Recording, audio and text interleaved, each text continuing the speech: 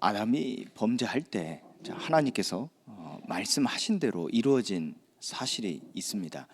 그게 무엇이냐면 창세기 2장 17절에 네가 먹지 말라 한 나무의 실과를 먹는 날에는 정령 죽으리라. 그 말씀이 그대로 이루어진 겁니다. 그게 어떤 내용입니까? 오늘 9절 말씀에 보면요, 죄는 나는 죽었도다. 이게 죽은 상태를 말하는 거예요. 먹지 말라 한 나무의 실과를 네가 먹을 때 반드시 죽으리라 하신 말씀이 이루어진 바가 바로 우리가 죽음을 맞이한 것이 바로 죄는 살아나고 우리는 죽었도다. 나는 죽었도다. 이 상태가 되는 겁니다. 그래서 우리가 죄 가운데 빠지게 되는 겁니다. 죄의 종이 되어지는 겁니다. 여기에 대하여 하나님께서는 우리에게 은혜를 주신 약속이 바로 그리스도를 보내사 그 그리스도가 이 살아난 죄를 다시 죽이겠다는 겁니다. 그리고 죄는 죽고 너는 살아나리라. 이 약속을 하나님께서 주신 겁니다. 여기에 대하여 바울은 이렇게 표현하기도 했죠. 내 육신은 죽고 내 영은 살아나리라. 이것이 이 죄에 대하여 바울이 오늘 또 말씀 속에서 알 수 있듯이 우리의 몸에 죄가 있기 때문이라 하면서 이 죄에 대하여 우리는 죽고 우리의 영은 살아날 것을 하나님께서 우리에게 말씀하실 때 그것을 우리가 붙잡는 것이죠. 우리가 힘써야 될 게 무엇이겠습니까? 그렇다면 이 죄를 짓지 않게 하는 이 율법을, 이 계명을 지키는 것이 우리가 힘써야 될 것이 아니라는 것을 오늘 말씀을 통해서 우리에게 알게 하시는 겁니다. 계명이 있기 전에는 이 율법으로서 우리가 보호를 받을 수 있었고요. 또 이 율법으로서 우리가 이 죄지음을 알고 하나님 앞에 나아가 죄사함을 얻는 은혜를 얻는 시간을 갖게 되어진 겁니다. 그런데 새 계명이 우리에게 주어졌다 하면 곧 하나님의 언약이 성취되어져 예수께서 십자가에 못 박혀 죽으시고 부활하심으로 성령으로 우리와 함께 하실 때 우리를 새로운 피조물이라 이전 것은 지나갔으니 새 것이 되었도다 하신 그 말씀의 성취 속에서 우리에게 새 계명이 주어진 게 무엇입니까? 그 율법은 이제 우리에게서 죽고 그리스도가 사는 것이 되어지는 것이죠. 이것이 우리가 힘써야 될 아주 중요한 포인트가 되는 겁니다. 그래서 여러분들이 오늘 말씀을 통해서 하나의 비유를 바울이 들었죠. 바로 이 혼인에 대해서, 혼인의 법에 대해서 비유를 든 겁니다. 그래서 이 남편이 있는 아내에게는 그 여자가 또 다른 남자를 좋아하게 돼서 남편을 갖게 되어진다면, 또 다른 남편을 갖게 되어진다면, 여기 대해서 조건을 말합니다. 가늠하는 자가 되는지 그렇지 않은지에 대해서 조건을 말한 바가 무엇이었죠? 기존에 있던 남편이 죽은 자가 되면 가늠하는 자가 되지 않는다 그랬어요. 그런데 기존에 있는 남편이 살아 있다면 가늠하는 자가 된다 그랬어요. 이걸 말하면서 율법과 죄에 대해서 얘기하면서 바울이 강조하는 메시지가 무엇이었습니까? 바로 율법과 그리스도에 대하여 메시지를 한 겁니다. 그래서 이 그리스도가 우리에게 성취되어졌다면, 곧 우리에게 오신 예수가 그리스도가 맞다면 우리는 율법 앞에 죽은 자라 그랬어요. 바꿔 얘기하면 율법은 죽은 것이 되어지고요. 우리는 그리스도 앞에 산 자가 되어지는 겁니다. 그걸 바꿔 얘기해 볼게요. 또 쉽게 얘기해 보면 우리가 붙잡아야 될 게 무엇이겠냐 하는 겁니다. 바로 그리스도라는 겁니다. 쉬운 말로요. 자, 우리가 힘써야 될 게 무엇이겠습니까? 오늘 이 바울이 혼인의 법에 대하여 율법과 죄 그리고 그리스도에 대한 메시지를 통해서 정말로 우리가 힘써야 될 게 무엇인지를 정확히 붙잡아야 되거든요. 간단히 얘기하면요, 자, 우리가 원죄로 말미암아 죄가 우리 안에, 자, 우리의 몸에 있게 되어졌단 말이에요. 그래서 우리는 힘써야 될 게 무엇입니까? 이 죄로부터 해방입니다. 이 죄로부터 구원입니다. 그 힘씀에 있어서 하나님께서 우리에게 처음에 주신 바가 무엇입니까? 바로 이 그리스도의 언약입니다. 그 그리스도의 언약을 주실 때 그 그리스도가 언약이 성취되어지기 이전에 그들이 이 죄의 종노릇하게 되어졌을 때, 성경은 그 이스라엘이 노예된 것으로서 우리에게 본보기가 되게 하신 겁니다. 이스라엘이 노예가 된 것으로서 우리에게 알리신 바였죠. 그때 그들에게 주신 바가 무엇입니까? 율법이었습니다. 그 율법을 통해서 그들의 죄인임이 드러난 거죠. 만약에 그들에게 율법이 없다면 그들은 죄에 대하여 살아있는 자가 되는 겁니다. 그런데 그 율법으로 말미암아 그들은 죄에 대하여 죽은 자가 되게 하시는 거예요. 왜요? 하나님은 그리스도로 말미암아 그들을 다시 살리기 위함입니다. 이 하나님의 언약이 이루어지는 시간표 속에 그리스도가 오신 이후에는 무엇입니까? 그 율법은, 자, 율법은 우리에게 더 이상 산 자가 아니라, 산 것이 아니라 죽은 것이 되어지고 우리 앞에 사는 것이 바로 그리스도가 되는 것이죠. 자, 이 메시지를 가지고 정말 우리가 힘써야 될 게 무엇이겠냐 하는 겁니다. 죄 가운데서 해방받기 위하여 우리가 힘써야 될 것, 바로 그리스도를 붙잡는 겁니다. 그러려면 이 그리스도의 당위성, 절제성이 어디 나옵니까? 이 죄 문제가 보여지는 거예요. 그래서 우리가 가장 먼저 힘써야 될 게 무엇입니까? 이 죄로부터 해방받는 겁니다. 우리가 이 죄로부터 해방받지 못하면 결국 우리가 영적인 존재로서 마태복음 12장 29절 말씀에서에 나와 있는 원리를 따져본다면요, 그 강한 자에 우리가 묶이게 되는 거예요. 그래서 이 강한 자에 묶이게 되니까 에베소 2장 2절 말씀에 우리 가운데서 행하는 이가 공중권세 잡은 자, 곧 불순종의 아들들 가운데서 역사는 영이 되는 겁니다. 자, 우리가 죄로부터 해방되지 못할 때 나타나는 결과가 무엇입니까? 우리가 이 죄의 종이 돼버리는 거예요. 이 사탄의 종이 돼버리는 겁니다. 그래서 우리가 힘써야 될 게 무엇입니까? 죄로부터 해방받는 거예요. 그런데 그 해방을 받기 위해서 우리가 힘써야 될 게 무엇입니까? 율법이 아니라 그랬죠. 무엇이라 그랬죠? 그리스도를 믿는 믿음이라 그랬어요. 이게 오늘 우리가 이 시간에 정리돼야 돼요. 결국 앞에 것, 우리가 이 죄로부터 해방되어지는 데 힘씀이 없다면, 지난번에 말씀드렸죠. 우리의 몸을요, 이 방탕에, 우리의 지체를 방탕에 방임하는 것이라고 그러죠. 그걸 다 바꾸니까 우리의 몸을 죄에 내주는 것이라고 그랬어요. 그래서 우리는 늘 힘써야 될 게 무엇입니까? 이 죄에서부터 해방입니다. 그걸 우리가 해방받지 못하면 결국 어떻게 됩니까? 죄를 지은 자는 마귀에게 속하나니, 이 마귀 사탄에게 속하여 죄의 종이 돼버리는 거예요. 그걸 성경에서는 뭐라고 표현했다고, 어떻게 표현했다고, 우리의 본이 되게 하셨다고요? 이스라엘이 노예가 된 겁니다. 노예가. 그리고 이스라엘이 포로가 된 겁니다. 그리고 이스라엘이 결국 속국이 되어진 겁니다. 그게 무엇 때문에요? 무엇 때문에요? 이 사탄이 강해서요? 아닙니다. 죄 때문에.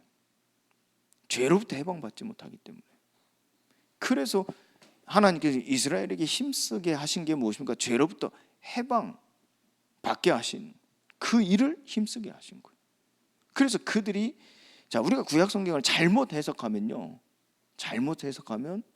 그들이 모세에게 하나님께서 이스라엘에 주신, 모세를 통하여 이스라엘에 주신 그 율법을 지키는 데서 그 죄에서 해방받는 것이라 이렇게 볼 수 있는데요, 잘못된 해석입니다.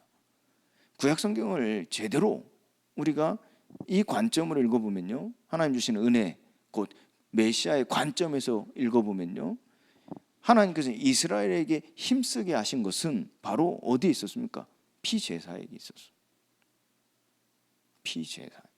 그래서 이 출애굽한 이후에 광야 생활 속에 있는 이스라엘에게 하나님은 먼저 성막을 짓게 하셨어요. 왜요? 피제사들이라고. 왜요? 그들이 힘써야 할 게 뭡니까? 죄에서 해방받기 위해서. 그래서 더 이상 애굽에 노예되지 않게 하시려고, 바로 왕이 종노릇 하지 않게 하시려고. 그런데 그들이 막바로 하나님께서 말씀하신 젖과 꿀이 흐르는 가나안 땅에 임하게 되어진다. 자, 이걸 육신적인 관점으로 본다면요, 그들이 이 노예에서 해방받았다 이렇게 보여지는 문제 해결로만 느끼는 거지, 사실은 그들은 이스라엘 역사를 보면 애굽에 노예되고, 결국 그들은 블레셋, 아수르, 아람, 바벨론, 그들의 노예가 됐습니다. 나라만 바뀌었지 여전히 노예가 됐습니다. 포로가 됐습니다. 결국 그들이 무엇에서부터 해방되지 못한 것이었습니까? 바로 죄로부터 해방되지 못한 것. 결국 그들은 노예, 포로 속국이 되어진 거예요. 로마에까지 이르게 되어진 거죠. 시대마다 강국이 다를 뿐입니다. 시대마다 강한 나라, 강한 자가 달랐을 뿐입니다. 결국 그들의 상태는 똑같이요, 노예되고 포로되고 속국된 거예요. 결국 죄로부터 해방받지 못하기 때문에. 그래서 하나님께서는 그들에게 성막을 짓게 하시고, 그 성막을 짓는 것은 무엇 때문에? 피제사들인데, 그 피제사를 드림으로써 그들이 죄로부터 해방받는데 힘쓰도록 하신 거예요. 그 결과 그들이 이 강한 자에 결박되어 속하여 노예, 포로, 속국의 삶을 하나님께서는 재창조하신 바가 무엇입니까? 하나님 의롭다 칭하시고 의인의 삶을 살게 하신 거예요. 그래서 이 세상에 빛이 되어 세상을 구원할 자로, 선지자로, 제사장으로 살게 하신 거예요.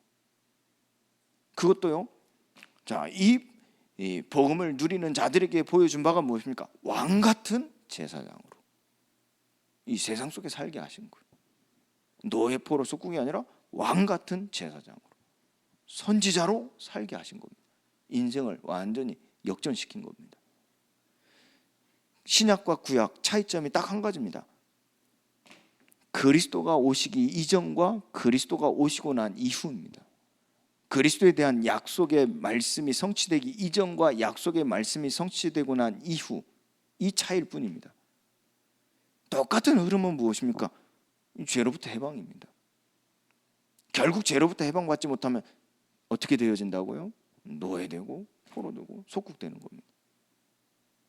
이 사탄의 나라에 이 바로 왕에 완전히 잠식당하는 거예요. 정체성, 민족성 다 잃어버린다는 거예요. 다 잃어버리는 거예요. 그래서 이 죄로부터 해방되기 위하여 하나님께서 처음부터 우리에게, 범죄한 아담에게 처음부터 주신 언약이 바로 은혜였다니까.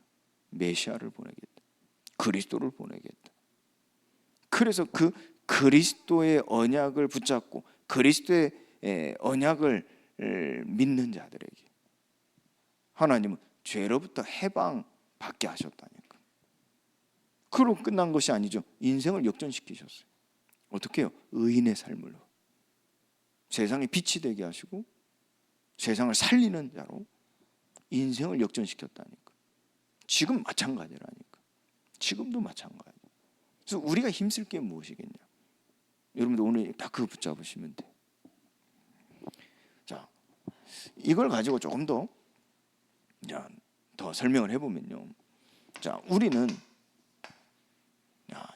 이 은혜로 말미암은 승리가 와 있는 겁니다. 그래서 우리가 힘쓰는 것은 얻기 위하여 힘쓰는 게 아닙니다. 얻기 위하여 힘쓰는 게 아니라면 무슨 말이죠? 이미 주어졌습니다. 그렇다면 우리가 힘쓰는 것은 무엇입니까? 놓치지 않기 위함입니다. 또다시 죄의 종로로 타지 않기 위함입니다. 이게 차이점이란 말이에요. 그래서 요한복음 16장 33절 말씀에 보면요, 평안을 우리에게요 누리게 하려 함이라 그래요. 평안을 누리게 하려 함이라. 세상에서는 너희가 환난을 당하나 담대하라 그랬어요. 왜입니까?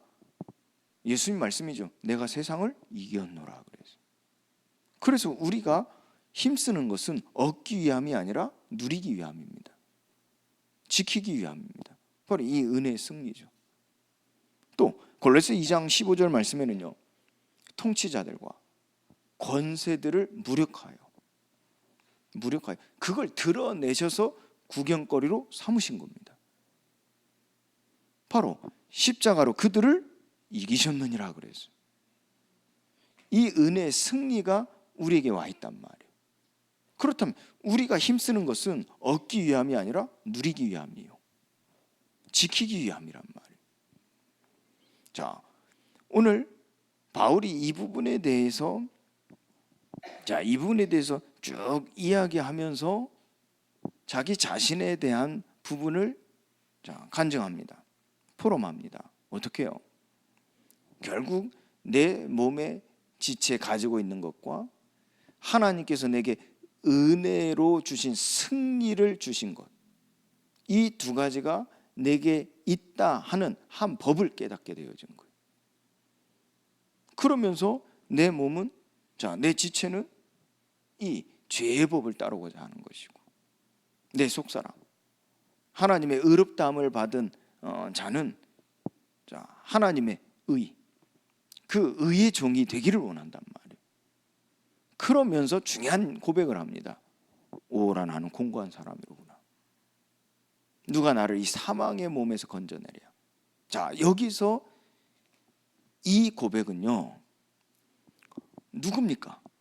하나님입니까? 부처님입니까? 마리아님입니까? 어떤 사람입니까? 몰라서 묻는 게 아니었어요. 그렇죠. 바울이요, 몰라서 묻는 게 아니었어요. 또 그게 하나님이라고 믿는데 그 하나님이 정말 과연 나를 건져주실까? 나를 구원하실까? 그걸 안 믿어서 한 얘기가 아니에요. 여기서의 고백은 확실히 믿기 때문에 한 얘기입니다. 바꾸고 얘기하면 이걸 누리는 겁니다. 누가 나를 이 사망의 몸에서 건져내랴. 이때 바울이 고백한 바가 무엇이었습니까? 우리 주 예수 그리스도다 그랬어요. 이미 예수님께서 십자가에 못 박히신 거예요. 이미 예수님께서 말씀대로 3일 만에 부활하셨단 말이에요. 그걸 사실로, 역사적 사실로만 받은 게 아니에요. 요한복음 14장 말씀을 여러분들이 한번 깊이 묵상해 보세요. 예수님께서 주신 그 약속이 결국 우리에게 임하는 하나님의 방법이 무엇이었습니까? 바로 보혜사 성령이었어요.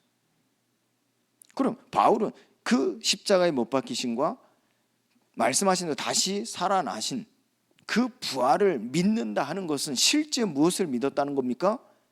십자가에 죽으시고 부활하신 그 예수님이 지금 성령으로 내 안에 계시다 함을 믿는 겁니다. 그 계신 성령께서 지금 아버지의 일을 이루고 계시다 함을 믿었던 겁니다. 그걸 고백하는 거예요. 그래서 그 은혜의 승리를 누리는 겁니다. 은혜의 승리를요.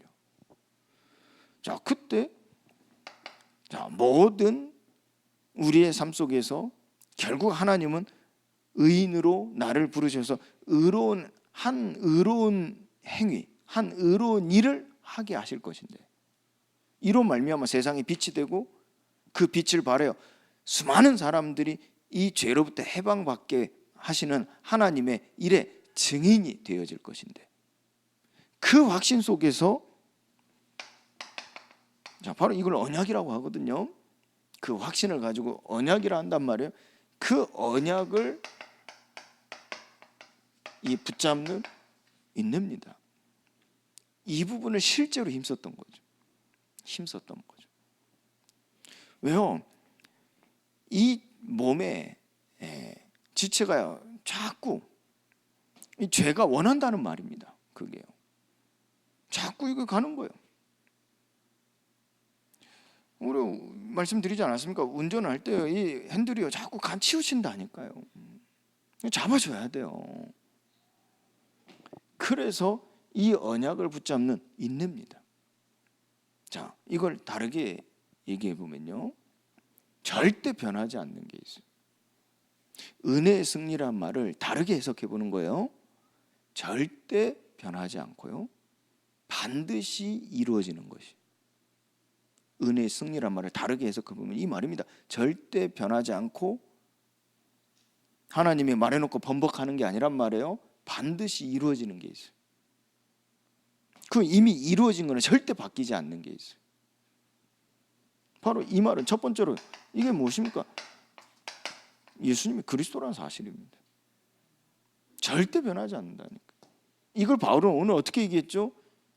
이 예수가 그리스도 되심으로 말미암아 율법은 죽었다 그랬어요. 그래서 하나님은 예수님을 보내실 때, 자, 예수님께서는 그 율법이 가치 없다, 필요 없다, 너희들 잘못 믿고 있다, 이걸 말하러 오신 게 아니라 어떻게, 무엇 때문에 오셨다 그랬죠? 이 율법을 완성하러 오셨다 그랬어요. 왜요? 전에는 그 율법으로서 우리가 이 죄를 알고, 죄를 알고 우리가 그 앞에서 완전히 죽어야만 됐단 말이에요. 그런데 그 예수님께서는 그 죄 문제를 끝내셨다니까요. 대속하셨다니까요. 그렇기 때문에 우리에게 하나님께서 절대 변하지 않게 하시고 영원하게 하신 게 무엇입니까? 이 예수가 그리스도 되시며 그 그리스도께서 지금 나와 함께 계시다는 겁니다. 그러면 여러분들이 이 사실을 가지고, 이 확신을 가지고요, 지금 주어진 일을 한번 적용해 보세요. 당면한 현실을 한번 적용해 보세요. 우리가 대표적으로 크게 얘기하면 경제 문제, 건강 문제, 이런 온갖 가정 문제, 직장 문제, 온갖 문제들 한번 적용해 보시라니까. 그래서 언약을 붙잡는 인내라고 하는 거예요. 은혜의 승리라 하면요, 절대 변하지 않는다니까. 반드시 이루어지는 것이라니까. 그리고 또 하나를 얘기해 보면요, 이 말씀을 지키는 삶입니다. 그것은 곧 연단입니다. 은혜의 승리는요, 우리가 얻는 것이 아니라 그랬어요. 예수님께서 승리하신 바를 우리가 누리는 것이라 그랬어요. 그런데 우리에게 끊임없이 성취될 말씀을 주시는 바가 무엇입니까? 이유가 무엇입니까? 이미 승리하셨는데 왜 또 이루어질 말씀을 우리에게 주시는 것이죠? 왜 또 나에게 약속을 하시는 거냐 하는 겁니다. 그럼 오늘 또 내게 왜 이 말씀을 주시냐 하는 겁니다. 그 말씀을 준행할 때 어둠에 사로잡힌 자, 빠진 자, 재앙에 묶인 자 다 살리라 그랬어요. 그게 의인의 삶입니다. 그 대표적인 모델이 누구죠? 노아였습니다. 대표적인 모델이 노아였죠. 여호와께서 주신 말씀으로 다 준행하였다라 그랬어요. 결과가 어떻게 되었죠? 방주에 탄 자는 모두가 살리라 그랬어요. 그렇다면 우리에게 이 은혜의 승리를 주셨는데 이루어질 말씀을 주신 것은 무엇 때문이라고요? 우리를 의롭게 하시기 위함이요, 이는 우리로 말미암아 죽은 자 가운데서 다시 살아나게 하실 하나님의 계획 때문이라는 거예요. 쉬운 말로 여러분의 현장을, 여러분들의 가정을, 여러분들의 모든 주변에 있는 사람들을 살리기 위함이에요. 언제요? 준행할 때. 그런데 우리의 몸에 이 죄가 있단 말이에요. 그래서 우리는 끊임없이 하나님보다 높아지려고 하는 거예요. 뭐 내가 존재로서 뭐 인격 자체 어떤 뭐 자리로서 하나님보다 높아지려고 하는 건 아니겠죠. 사탄처럼 뭐 대놓고 그렇지는 않겠죠.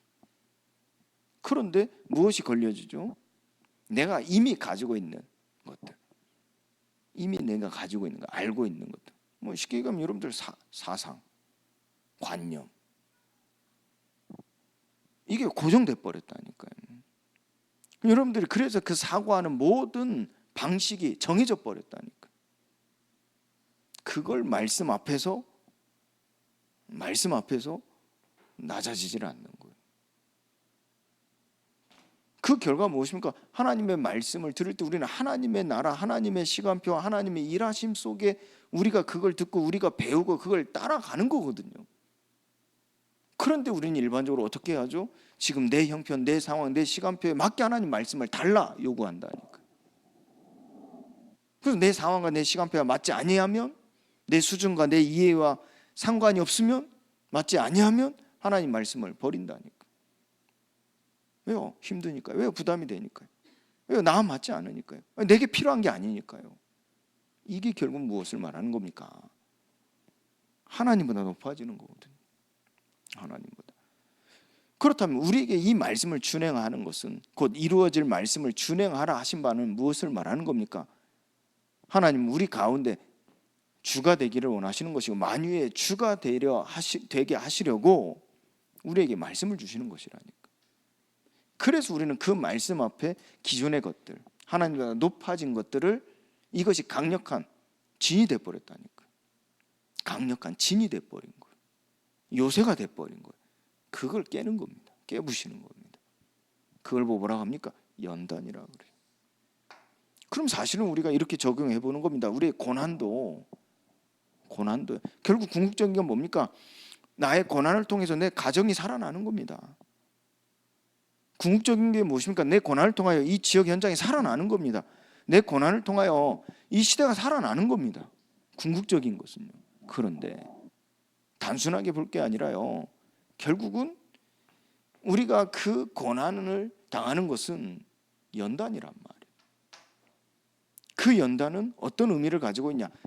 하나님보다 높아진 것들이 다 허물어지는 시간이라니까. 이로써 하나님은 만유의 주가 되실 때 모든 게 살아나는 겁니다. 이는 죽은 자 가운데서 다시 살아나게 하신단 말이에요. 살리신단 말이에요. 언제요? 만유의 주가 되실 때. 이걸 예수님이 공생애간에 보여주신 사건이 있었죠. 그게 요한복음 2장의 가나 혼례 잔치에서 벌어진 일입니다. 예수님과 상관이 있을 때, 곧 예수님이 주가 되실 때, 그것은 개인의 뿐만 아니라 그 잔치의 주가 되실 때, 그렇잖아요. 그 결혼 잔치의 주가 되실 때, 만유의 주가 되실 때 모든 게 살아나는 거예요. 공생의 사역 기간에 예수님 그걸 보여주신 겁니다. 그래서 이 마리아가 무엇이라 합니까? 종들에게 예수님 말씀하신 대로 다 준행해라 그랬어요. 묻지 말고, 불순종하지 말고 말한 대로 다 준행해라 그랬다니까.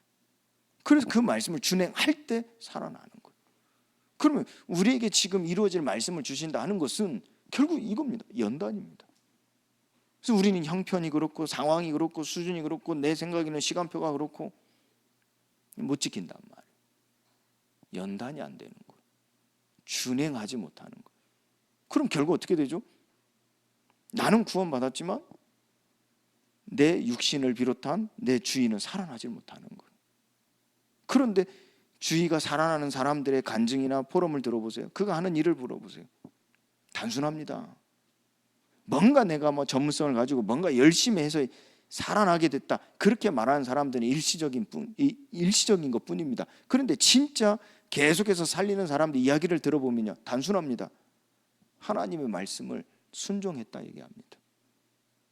하나님 말씀대로 살았을 뿐이라고 얘기합니다. 그 속에서 하나님은요, 만유의 주가 되셔서 모든 만물을 살리시는 겁니다. 그것이 하루아침에 되는 게 아니겠죠. 이 연단입니다. 이 연단. 그렇기 때문에 이걸 은혜의 승리로 다른 관점으로 얘기해 보면요, 여러분들, 이 세계가 복음화되어진다 하는 것은 반드시 이루어지는 겁니다. 절대 변하지 않는 언약이요, 반드시 이루어질 약속입니다. 이 세계 복음화는요, 그 속에 우리가 있는 겁니다. 그 속에요. 그 속에 내가 있는 겁니다.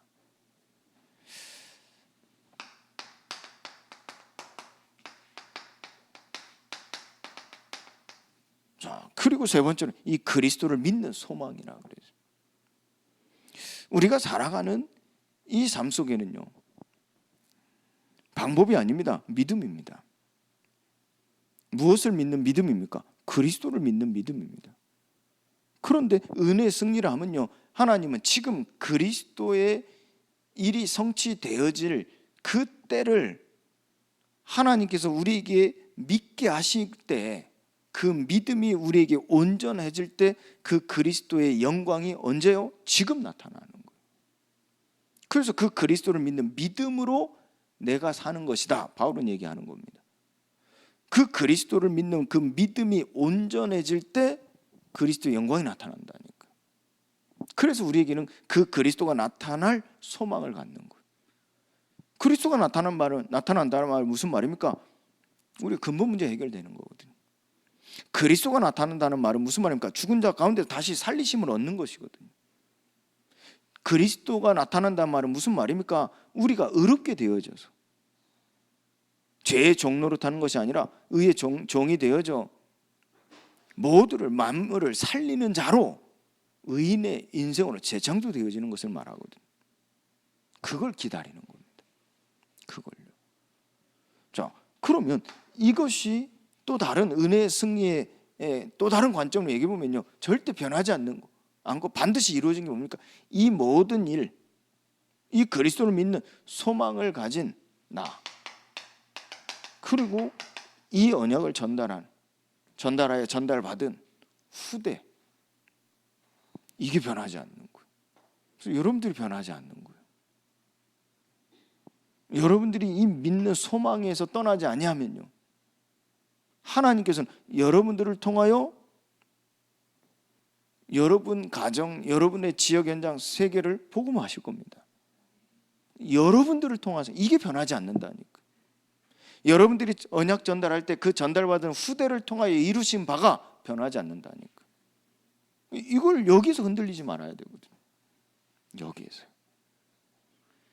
자, 이 은혜의 승리란 말이에요. 그것은 또 두 번째로 죄로부터 해방되었음을 말한단 말이에요. 로마서 8장 2절에요. 그리스도 안에 있는 생명의 성령의 법이 죄와 사망의 법에서 너희를 해방하였음이라 그랬어요. 또 로마서 16장 20절 말씀에는 평강의 하나님께서 속히 너희 발 아래에서 사탄을 상하게 하시리라 그랬어요. 자, 우리가 이 죄로부터 해방되어졌기에 더 이상 율법의 종이 되어지는 게 아니란 말이에요. 율법의 좌지우지 되는 게 아니란 말이에요. 우리는 율법 앞에 우리는 죽은 자가 되어지는 거예요. 그러면 뭐도 없다고요? 이런 말씀 기억하십니까? 뭐가 없다고요? 8절 말씀에 죄도 죽은 것이라 그랬어요. 그렇죠. 율법이 내게 없으면 죄도 죽은 것이라 그랬다니까. 그러면 나는 그리스도 앞에 산 자란 말이에요. 이걸 6장에서는요, 전에는 내가 하나님의 의에 대하여 자유로운 거예요. 무슨 말이죠? 하나님 말씀 앞에 내가 자유했다니까요. 말씀하시든지 말든지 나는 내 시간표대로, 내 마음 따라, 내 생각 따라 한 거예요. 내 피림 때 어땠습니까? 이 사람들이 그런 거예요. 하나님의 말씀 앞에 자유로웠어요. 하나님의 의에 자유로웠다니까요. 그게 내 피림입니다.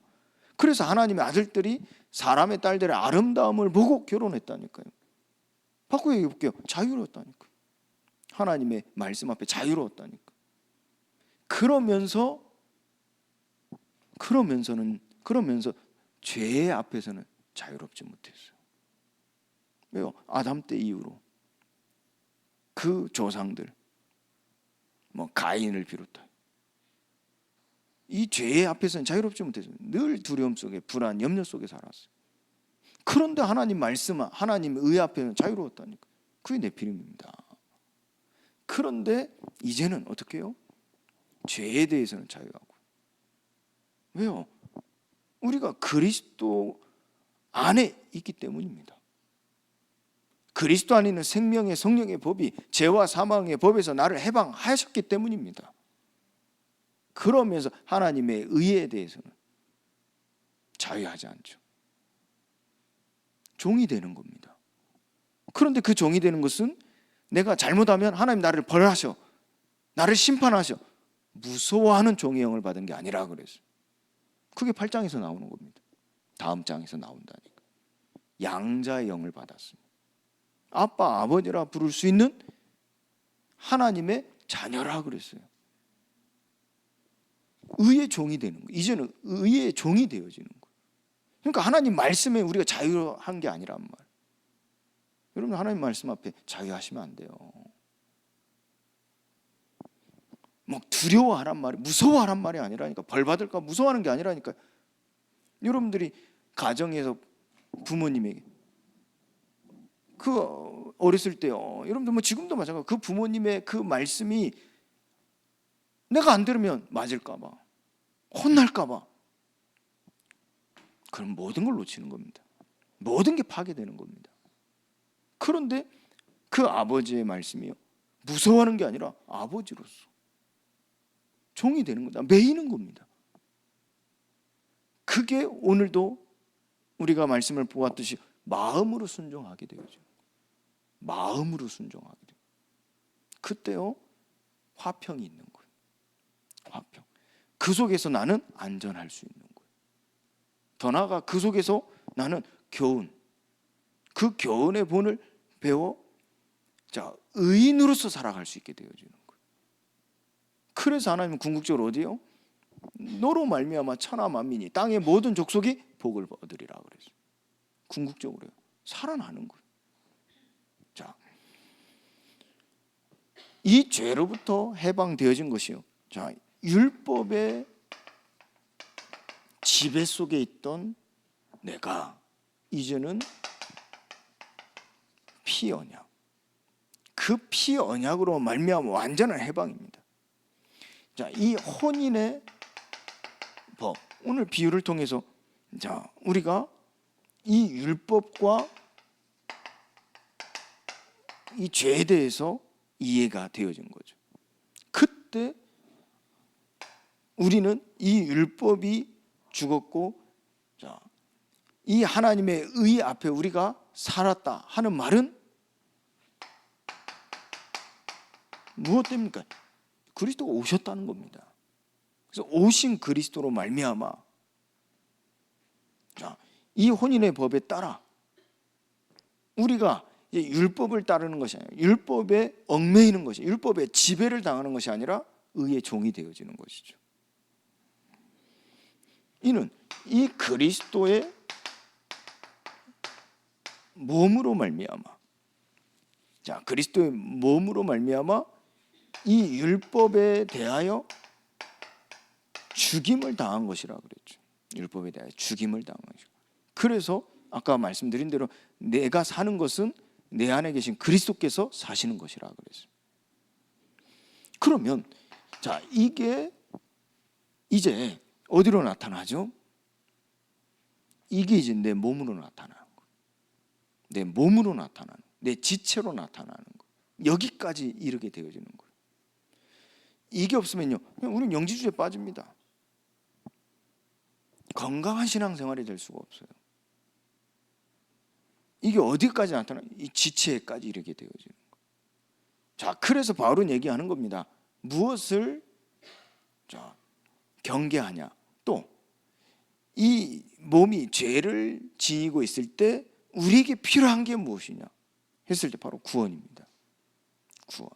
그래서 자, 이 죄의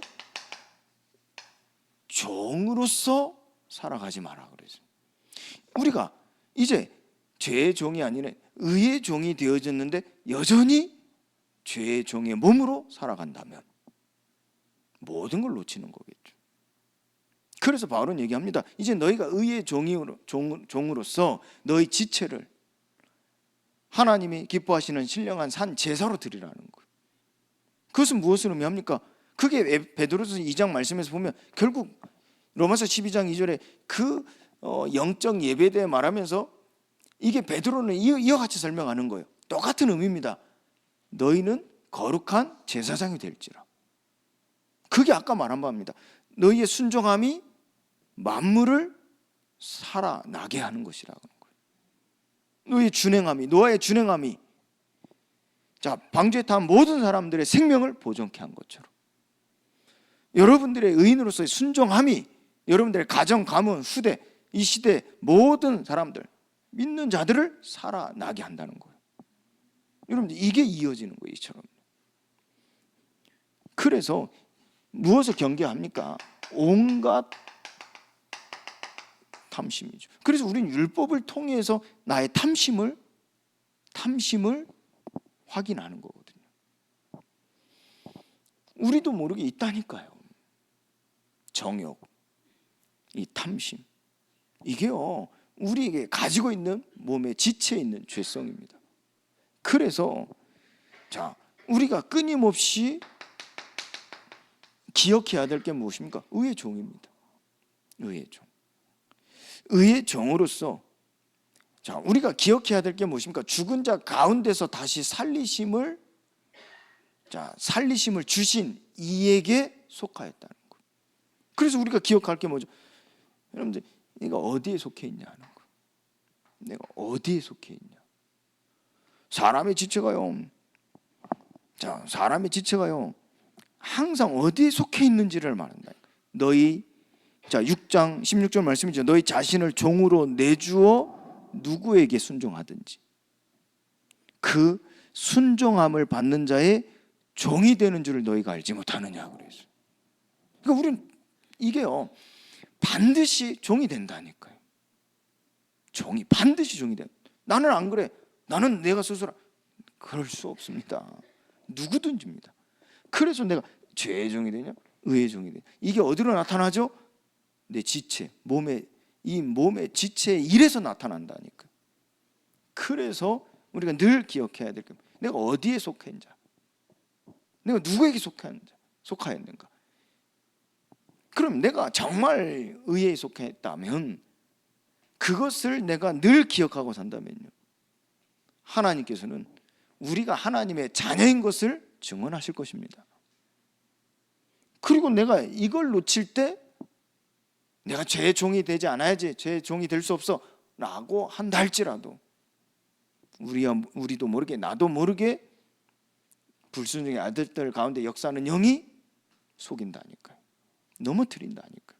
그래서 우리는 늘 어디에 속해 있는지를 기억할 때 그 속함이 우리의 삶으로, 우리의 행위로 나타나는 거예요. 여러분들 조심하지 않습니까? 여러분들 부모님 이름으로 간다, 조심하지 않습니까? 그렇잖아요. 여러분들 누굴 대신하여 간다, 조심하지 않습니까? 그 말을 바꾸면 누구에게 속한 자로 여러분들이 간다, 조심하지 않습니까? 마음대로 하지 않잖아요. 자, 그러면 이 지체가 그럼 뭡니까? 사망의 열매를 맺냐, 아니면 이 생명의 곧 성령의 열매를 맺냐, 이게 나타나는 거 어디예요? 반드시 이게 나타난다니까. 우리의 몸에 나타난다니까요. 그래서 이 지체에 나타나는 그 과정, 눈에 안 보이는 그 과정을 보면요, 뭐가 있는 거죠? 얽매이게 하는 역사가 있어요. 여기 사망의 열매를 맺게 하는데 얽매이게 하는 역사가 있어요. 그게 뭡니까? 마귀의 일이라니까. 그게 귀신 역사거든요. 아니면 이 성령의 열매를 맺게 하는 역사가 있어요. 그게 뭡니까? 성령의 역사라니까요. 그래서 이 눈에 안 보이는 과정을 보는 겁니다. 그래서 우리를 늘 새로운 것으로 역사하시는 거예요. 그래서 새로운 피조물이라 하는 거예요. 새 것이 되었도다 하는 거예요. 그래서 우리는 이 새 것, 우리가 새 것이 되려고 힘쓰는 게 아닙니다. 이 새로운 것으로 열매 맺는 것에 힘쓰는 거예요. 무슨 말이죠? 우리는 이 사망이 열매를 맺는 불순종의 아들들 가운데서 역사하는 그 영의 역사 속에 있는 것이 아니라 우리는 어디요? 우리를 새로운 것으로 이끄시는 성령의 역사 속에 우리가 항상 있는 거예요. 그걸 쉽게 얘기해 볼게요. 우리의 몸이 어디에 있는 거예요? 예배 자리에 있는 거예요. 우리의 몸이 말씀의 자리에 있는 거예요. 우리의 몸이 기도의 자리에 있는 거예요. 우리의 몸이 하나님의 영광이 나타나는 그 자리에 있는 거예요. 이게 적용입니다. 그래서 우리는 이 새 것이 되어지는 것에 힘쓰는 겁니다. 그래서 성령 안에 있는 생명이라고 그랬어요.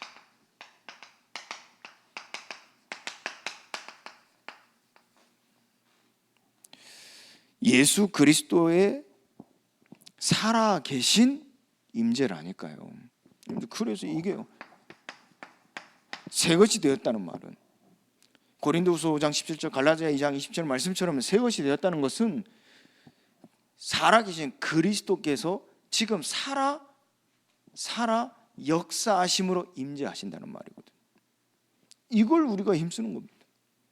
그래서 우리가 말씀을 굳게 붙잡는 것도요, 히브리서 4장 12절 말씀처럼 말씀은 살았고 그래서 그 말씀이 내게 임하는 거예요. 살아계신 하나님이 임재하신다니까. 그 그리스도의 능력이 우리에게 베푸신 그 크신, 지극히 크신 그 능력이 우리에게 임하는 것이라니까. 그 능력은 하늘과 땅의 모든 권세라 그랬어요. 만유의 주가 됨으로써 살리는 영이라 그랬어요. 자, 이 임재가요, 우리에게 이제 새 것이라 그랬어요. 새 것이라. 그래서 이 그리스도의 살아 계신 임재가 한 사람의 삶 속에 미치는 영향이요, 한 가정을 살려낸다니까요. 이 임재가요, 임재하심이 한 사람에게 미치는 영향이요, 한 지역을 살려낸다니까요. 믿으시기를 주님으로 축원드립니다. 이 임재하심이 살아계신 그리스도의 임재가 한 사람에게 미치는 영향이요, 한 시대를 살려낸다니까요. 믿는 자가 그 응답 누리는 겁니다. 그래서 힘쓸 것이요, 힘쓰라 그랬어요. 하나님은 반드시 그리스도의 구원 사역을 이루십니다. 그래서 자꾸 하나님의 영광을 아는 빛, 그 빛이 우리에게 비춰져 그 그리스도의 영광을, 이 영광을 아는 빛을 우리의 마음에 비추신다니까. 그런데 우리가 지난 시간에 말씀을 통해서 우리가 배웠죠. 죄의 결과가 무엇입니까? 얼굴을 떨어뜨리는 것이라 그랬어요. 여호와의 얼굴을, 낯을 피하는 것이라 그랬어요. 그런데 우리가 이 죄로부터 해방되면 여호와의 얼굴을 향해 다음 대에 나간다 그랬어요. 그래서 우리에게요, 이 구원 사역이 우리의 마음의 빛으로 비춰질 때 우리는 그 어둠 속에 있는 모든 자들을 빛 가운데로 인도하는 겁니다. 실제적인 사역은 뭡니까? 시선을 바꿔주는 거예요. 시선을 집중하는 것을 바꿔주는 거예요. 그때 우리는 이 구원 사역에 있어서 핵심 뭡니까? 승리의 외침입니다. 그래서 선포입니다. 자꾸 우리가 이 어둠 가운데 시선을 두고 어둠 가운데 빠져가지고 몰입되어 있는 사람, 그런 사람이 우리가 달래고 이 설득하고 하는 게 아니고 승리의 외침입니다. 선포입니다. 그래서 베드로전서 2장 9절에요, 어두운 데서 불러내요 그 기이한 빛에 들어가게 하신 자의 아름다운 덕을 어떻게 해요? 선포할 자라고 그래서, 선전할 자라고 그래서. 여러분, 이 구원 사역입니다. 이 구원 사역. 또 이 그리스도의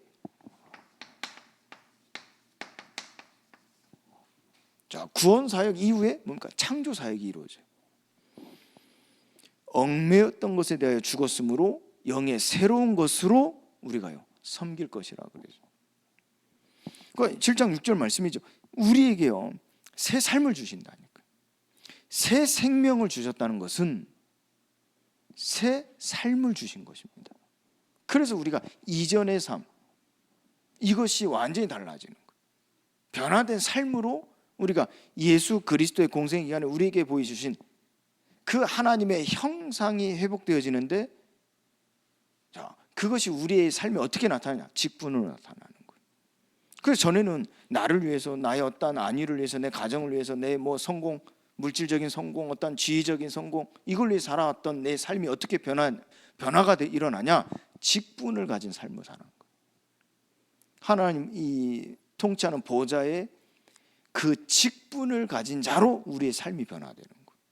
그래서 하나님은 처음부터 아담을 하나님의 형상대로 지으실 때 에덴 동산에 두시고 그 에덴 동산을 경작하고 지키게 하는 직분을 주신 겁니다. 그걸 보고 하나님 형상이라 하죠. 하나님 형상이라. 그래서 우리의 삶도 이 창조 사역이 이루어짐으로 인하여 새 생명을 얻은 자, 곧 새 삶이 주어지는데 그 삶은 바로 보좌의 직분이 주어지는 거예요. 직분. 그래서 하나님이 기름 부어 세우시는 거예요. 구원 사역을 이루어진 자에게 어떤 소망을 갖게 하시죠? 기름 부음의 소망을 갖게 하시고 그 소망을 따라 자, 이 임재하심이 한 사람에 미치는 그 영향이 모든 만민을 살아나게 하실 때 기름 부음 받게 하신다니까. 그래서 그 기름 부음으로 말미암아 이 현장을 살리게 하는 거예요. 현장을요 살아나게 하시는 거예요. 그래서 이 창조 사역 속에 무엇이 뭡니까? 자, 이 기름 부음의 축복, 곧 직분을 받게 되어진단 말이에요. 이게 자 중보 사역을 이루어져. 그래서 한 사람의 의가, 한 사람의 그 의로운 한 행위가 많은 사람들을 살리는 것처럼 이 중보 사역이 이루어지는. 그래서 속 사람으로는 하나님의 법을 즐거워하느니라 그랬어요. 우리의 육신은요, 자 약함이 있고 한계가 있기 때문에 자꾸 안주하려고 하고, 자꾸 우리는 쉬려고 하고, 자꾸 보호받으려고 그래요. 그게 이제 육신의 법입니다. 그게 지체의 법입니다. 그래서 여러분들 실제 사명이 있지만 이 현실 속에서 갈등이 있는 게 그 부분이거든요. 바울도요, 이 전도 여행을 하는데요, 얼마나 갈등이 있었겠습니까? 쉬고 싶죠. 돌에 맞았고 버려졌을 때 그 얼마나 몸이 아프겠어요. 쉬고 싶고 치료받고 싶고 위로받고 싶고 보호받고 싶지 않겠습니까? 그게 이 몸의, 지금 오늘 7장에서 나온 그 얘기입니다. 이 몸의 법입니다. 죄의 법. 그런데 이걸 이겨내는 거예요. 이 의의 법, 생명의 법을 따르니까요, 털고 나가는 거예요. 갔다니까요. 돌에 맞아도 또 그 돌을 친 사람들이 있는 현장으로 갔다니까요. 이게 중보 사역입니다. 이게 바로 예수님이 그러셨죠. 예수님이. 그러니까 우리는 이 약함이 있기 때문에요, 끊임없이 우리는 멈추려 합니다. 자꾸 안주하려고 합니다. 자꾸 쉬려고 합니다. 그러나 속 사람은 하나님의 법, 하나님의 의를 기뻐한다 그러죠. 살리는 일을 기뻐한다 그러죠.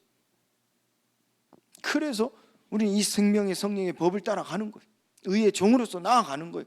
그때 하나님은요, 얼마나 축복하시겠어요? 똑같이요 축복하시겠습니까? 그렇지 않습니다. 여러분들 예수님도 가르치잖아요. 내 이웃에게 한 것이 나에게 한 것이다 하면서 원수를 사랑하라 그랬어요. 너를 박해하는 자를 왜 기도하라 그랬어요? 왜? 너를 사랑하는 자에게 네가 이같이 하는 건 당연한 거다. 무슨 상이 있겠느냐? 그런데 너를 박해하는 자, 네 원수를 사랑한다면 너에게 상이 있을 것이다 그래서. 무엇을 의미합니까? 중보 사역이라니까. 이 중보 사역 중에는 끊임없이 예수님도 그랬던 거죠. 이 육신의 연약함을 두고 부딪힌 겁니다. 그러나 속 사람은 아버지의 원대로 되기를 바라는 겁니다. 아버지 뜻대로 된 걸 즐거워하는 겁니다. 그래서 깨어 기도하라는 거예요. 제자들이 이때가 곧 오나니 너희도 깨어 기도하라는 거예요. 우리에게 그래서 깨어 기도하라는 거예요. 자, 그래서 이 결론이 우리는 오직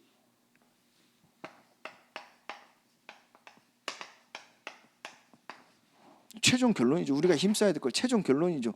오직 성령 충만입니다.